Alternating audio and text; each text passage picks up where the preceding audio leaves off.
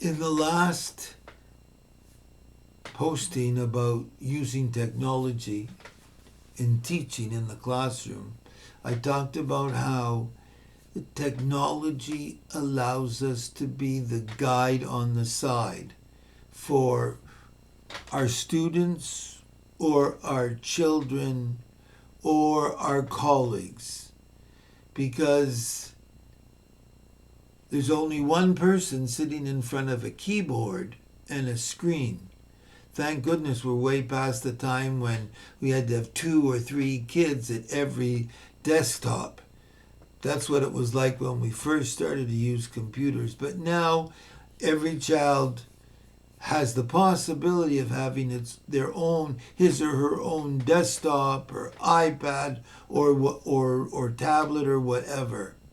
So then the teacher roams around or sits at a table doing his or her own thing while the child is on the computer. So then we're not actively trying to fill in what a child doesn't already know. We're trying to guide that child to new skill development or new knowledge or new feelings about the world and so on. So if you stop and think about it, how do you go about doing that? You do that by asking questions. A guide doesn't really only mean to show the way. You have to direct the way for the learner or learners that you're working with.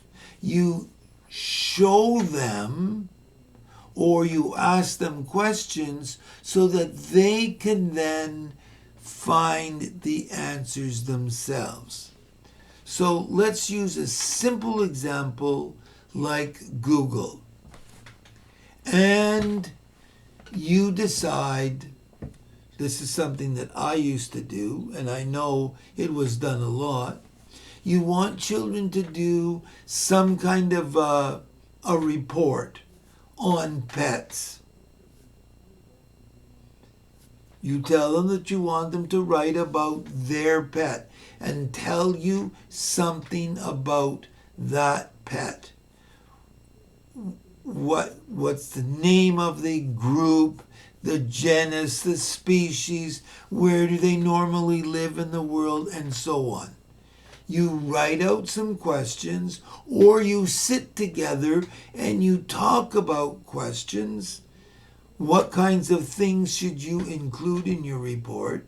And then, in the old days, my students used to run to the encyclopedia and they'd look up the word dog or cat or gerbil and so on. Today, they don't need to look up just the word dog. They can Google for information on the computer. But then you become the guide on the side because you help them narrow down what it is they're looking for. You help them focus the lens within which they're finding their information. So let's use that example of a pet.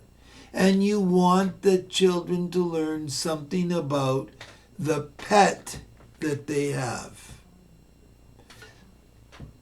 Student A has a Cocker Spaniel. So what are they going to do when they get to the computer? What are they going to look up? You know, because you're listening to this, that there is so much information out there, it's very difficult to sort it out.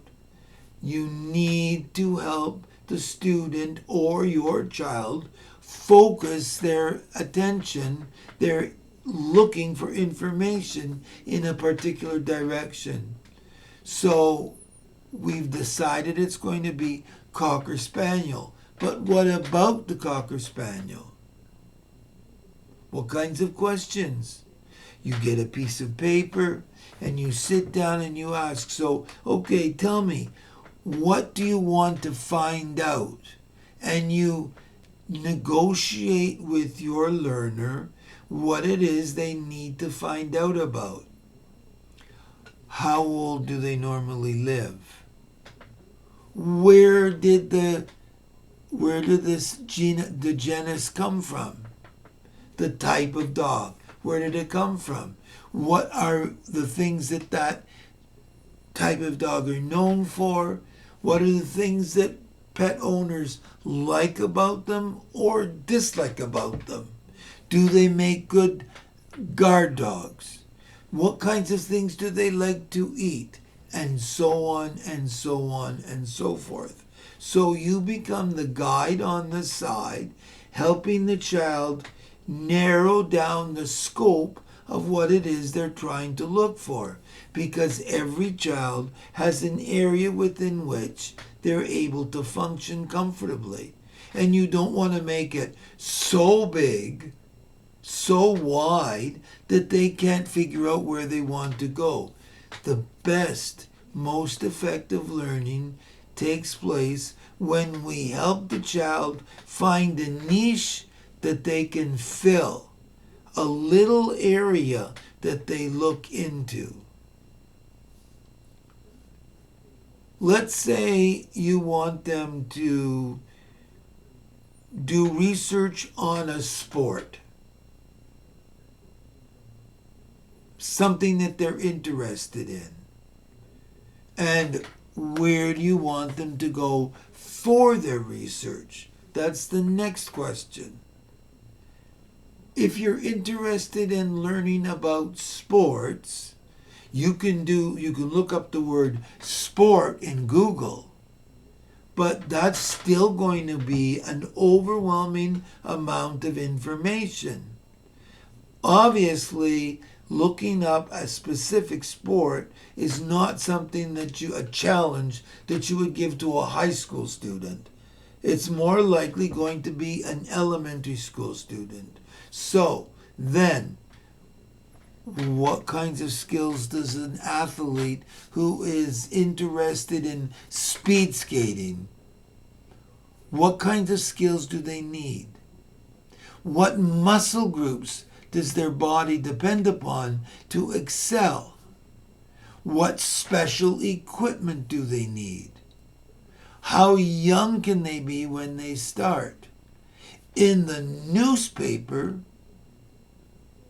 or in a magazine, they can look for the names of special athletes in their sport and then follow that link and do more research that way. Because this is the way students think, what ways can you branch out from that sport? What are the records? Is it the fastest?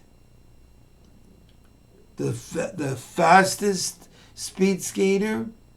Is speed skating and the records in speed skating the same as running? So therefore there's 100 meter, 200 meter, 500 meter, 1,000 meter, a relay, men and women, and so forth. You build on top. You help the child think so that they can go forward on their own. You give them the opportunity to help you frame the questions, because then they're programmed.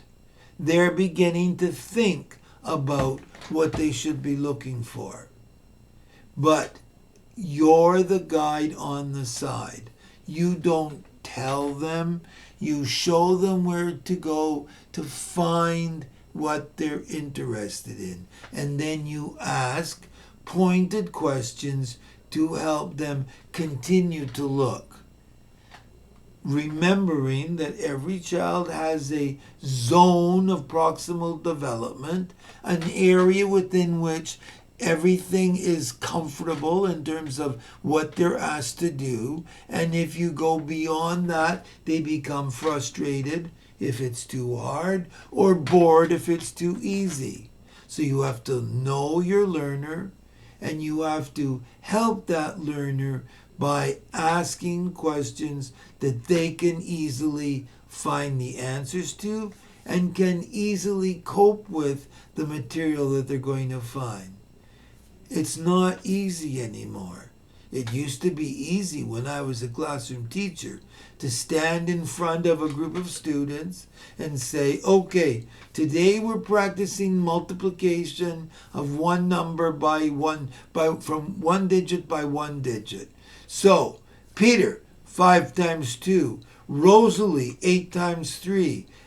Harry, 1 times 10. Nina, 6 times 5, and so on, until they are picking up their speed. And then you give them a bunch of questions and you set to work. And then you go around and you play, not guide on the side, you play policeman. Are you doing your work? Why aren't you on the next question? What are you doing? Why is it taking you so long? And so on. Our job becomes so much more complicated for us.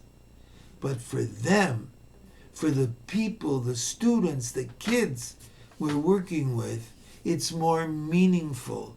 We're not asking them why you can't do this better, why you're taking so long. Are you sure you know? Where can we go to find help to work on this? Do you need me to give you some more examples so you can do this better yourself? And so on. I'm going to close you with an image. I'm going to close this session with an image. If you decide you're going to bake cookies with your son or your daughter, what do? You give them the equipment, you help them by showing them and then letting them do the same thing, and you talk about it all through the experience, because it's an experience that they're going to learn from, and you're hoping that the next time you won't have to talk as much and they'll tell you more. That's what it means to be a guide on the side. And the technology just makes it easier. Having a computer makes it easier to find information, makes it easier to find questions and answers. Next day, we'll talk about what other technologies are there besides the computer. Because technology is a big concept, and there are all kinds. See ya.